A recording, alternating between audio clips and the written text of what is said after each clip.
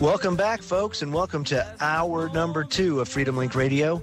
Gwen Caldwell, I'm Joe Joseph, and Mike Powers, our Freedom Link contributor here for the night tonight, and hopefully for many more shows to come. Hint. And since we're talking about Occupy Wall Street, and, you know, the economy, of course, is in shambles, I want to give some kind of like a historical precedent. There's certain markers or clues out there that you can actually find that tell you that the powers that be, these elitists, actually know what's going to happen ahead of time. And this comes from the Economic Collapse blog. And they said there's 12 shocking quotes from insiders about the horrific economic crisis that is almost here. And I'm going to give some highlights. It says, a lot of people in politics and in the financial world know what is about to happen. Once in a while, they'll even be quite candid about it with the media. As I have written about previously, Europe is on the verge of a financial collapse. If things go really badly, things could totally fall apart here in the next few weeks. But more likely, it'll be a few more months until the juggling act ends. Right now, the banking system in Europe is coming apart at the seams because the global financial system is so interconnected today. When major European banks start to fail, it is going to have a cascading effect across the United States and Asia as well. The financial crisis of 2008 plunged us into the deepest recession since the Great Depression. The next financial crisis could potentially hit the world even harder. So he gives some quotes as to, these insiders giving a little clue. Here's George Soros. He says, financial markets are driving the world toward another Great Depression with incalculable political consequences. The authorities, particularly in Europe, have lost control of the situation. That's George Soros telling you that, you know? Asshat number 1. That's No right. doubt. Here's Goldman Sachs strategist Alan Brazil. Says, solving a debt problem with more debt has not solved the underlying problem. In the U.S., Treasury debt growth financed the U.S. consumer, but has not had enough of an impact on job growth. Can the U.S. continue to depreciate the world's base currency? Of course not. I mean, that's a pretty bold statement. It is. But that's my point, is that you could go do the research and see that these globalists, these elitists, are actually telling you what's going to happen ahead of time because they're creating the problem. So if they're creating the problem, then they know what's going to happen because they're the ones that are doing it. Basically, man, what that boils down to is a little bit of psychological conditioning yet again. Is that just a few minutes ago, it was funny that and it just first thing that popped through my head is as soon as you said that, some of these major world leaders are out there and they're telling you, what they're getting ready to do and that kind of stuff. The first thing that popped in my head was the sound of George Bush Sr. coming into the picture going, a new world order. And how many times we've heard Bill Clinton said it, George Bush said it. It goes all the way back to Winston Churchill, man. And, and that's why, it lends a little bit of credibility to the philosophies of these older secret society kind of things that, I don't know about the Illuminati or whatnot, but you've got Skull and Bones that, John Kerry and George Bush were frat mates at. It's a ring knocker, the ring knockers. That's exactly right. And this is the most scary thing, Gwen and Mike. This is Ann Barnhart, head of Barnhart Capital Management Incorporated. This is what she said. And I'll leave it at that because I could go through the other 8 or so, but they all pretty much say the same thing. But she said it's over. There's no coming back from this. The only thing that can happen is a total and complete collapse of everything we now know, and humanity starts from scratch. And if you think that this collapse is going to play out without one hell of a big hot war, you're sadly, sadly mistaken. Sure. Point of no return. Point of no return. That part is painfully evident, I think. Well, and I can't wait because hopefully when we come back from that, we can figure out what we did wrong the first time around and not make the same mistakes again. Those and having who forget history are doomed to repeat it. Yep. Fiat currencies are not going to work. They're just not going to work. And which is why I keep telling people over and over again, you need to start trading locally. You need to start getting used to using what you can get locally, because when this all falls apart, If you don't have those connections made and you're not operating right there, you're screwed without a kiss. Yeah, I have to say, man, if I was trying to organize a protest, and my wife just, she made a good point, and this is where I'm going to go with this, is that why wouldn't you target also lobbyists and protest the crap out of them? Because they all have offices in Washington, D.C. So why aren't they? Because then it would be a hate crime. Yeah, I guess it would be a hate crime. It'd be a hate crime or a civil disturbance, or you'd be a terrorist. I can't imagine there'd be many people that actually like lobbyists outside of the people that they pay. Exactly. And whose pockets they line, and that's really what it's all about. Is that they're the ones that line the pockets, that they buy control of the country, and in doing so, they're the real terrorists. It has nothing to do with Muslim extremists and everything else. How many freaking Muslim extremist terrorist attacks have been successful since 9/11, Mike? Well, I'm going to preface by saying zero, and I wouldn't even classify 9/11 as a successful Muslim attack because I'm reminded painfully of the news report that said Osama bin Laden came out and said, "Wow, I didn't know anything like that was going to happen." I remember specifically they said he cheered. He cheered when those towers came down, as he reported to his cohorts that I don't know who did it or whoever got him, but more power to him. And that kind of thing.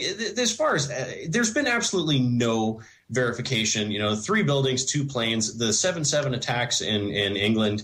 I've got a very, very good friend of mine who's a British national who has shared a lot of insight on those things to me. Terrorism in and of itself, and I said this in our previous discussion before the show started, was that the literal definition of terrorism is the use or the threat of violence against the civil populace in order to affect political or governmental operation. And what greater example of this than, and you were the first person that enlightened it, that said, hey, well, if we don't get this debt ceiling thing under control, or, it's terrorism comes in multiple different forms. And it's always the same thing. They show you the picture of some guy of Arab descent with a big long beard and a turban and, all that kind of stuff. And that's the quintessential image of terrorism. When I think about terrorism, I see a Kennedy. I see George Soros. I see, I'm not going to just single out Barack Obama because it goes so much further than him. I see Dick Cheney. I see Patriot Act. I see, that's what I see when I think terrorism. As every time you turn around, you hear, like you said, Goldman Sachs. That's like the ultimate form of terrorism. Financial terrorism.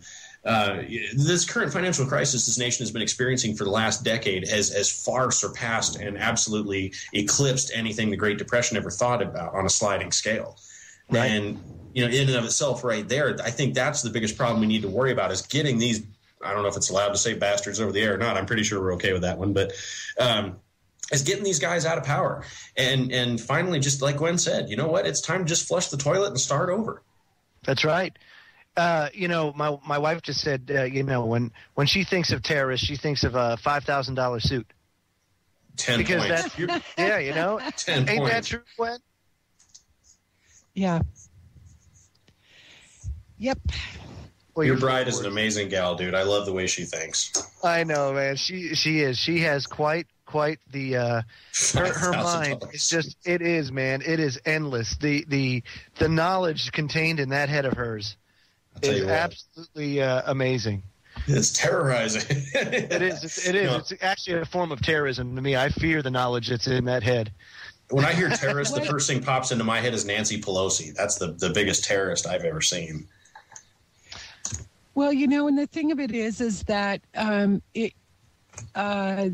not only creating the terrorism worldwide, but now they're terrorizing us against each other here. That's right, they are. And when we come back, I'm going to read an article to you guys written by Paul Craig Roberts today. Is the war on terror a hoax? It's a long article, but it's very important. He goes over some very important information. So stay tuned. We'll be right back.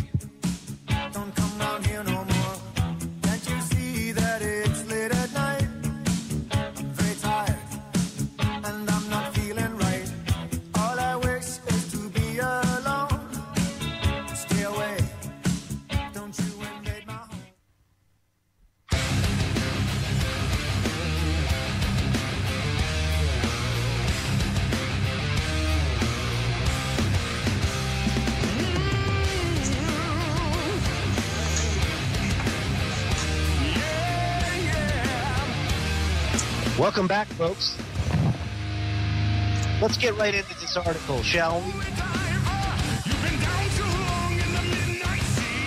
Is the war on terror a hoax? Now, this is written by Paul Craig Roberts, a former Assistant Secretary of the U.S. Treasury and former associate editor of the Wall Street Journal, has been reporting shocking cases of prosecutorial abuse for 2 decades. A new edition of his book, The Tyranny of Good Intentions, co-authored with Lawrence Stratton, a documented account of how Americans lost the protection of law, has been released by Random House. Okay, so that's the little background on Paul Craig Roberts, in case you didn't know. And let's get it started. In the past decade, Washington has killed, maimed, dislocated, and made widows and orphans of millions of Muslims in 6 countries, all in the name of the war on terror. Washington's attacks on the countries constitute naked aggression and impact primarily civilian populations and infrastructure, and thereby constitute war crimes under law. Nazis were executed precisely for what Washington is doing today. Moreover, the wars and military attacks have cost American taxpayers in out-of-pocket and already incurred future costs of at least $4 trillion, 1/3 of the accumulated public debt, resulting in a U.S. deficit crisis that threatens the social safety net, the value of the U.S. dollar, and its reserve currency role, while enriching beyond all previous history the military security complex and its apologists. Perhaps the highest cost of Washington's war on terror has been paid by the U.S. Constitution and civil liberties.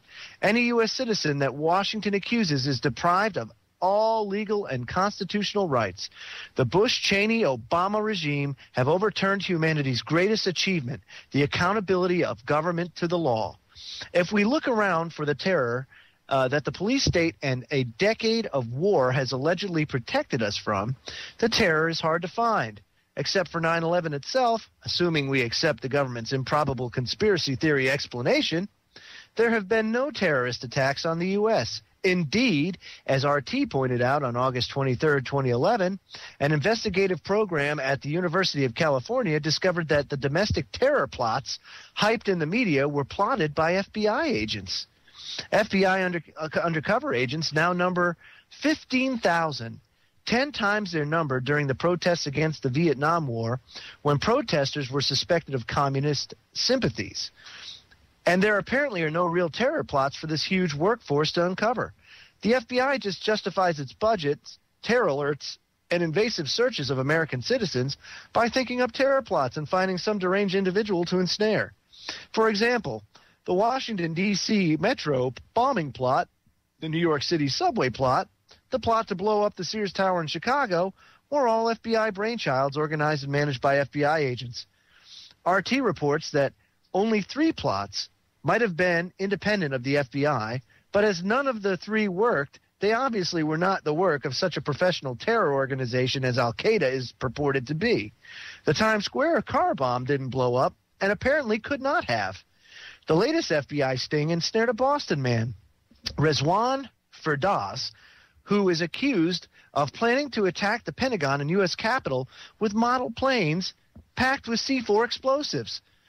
U.S. Attorney Carmen Ortiz assured Americans that they were never in danger because the FBI undercover agents were in control of the plot. Firdaus's FBI-organized plot to blow up the Pentagon and U.S. Capitol with model airplanes has produced charges that he provided material support to a terrorist organization and plotted to destroy federal buildings, the most serious charge which carries 20 years imprisonment for each targeted building. What is the terrorist organization that Firdaus is serving?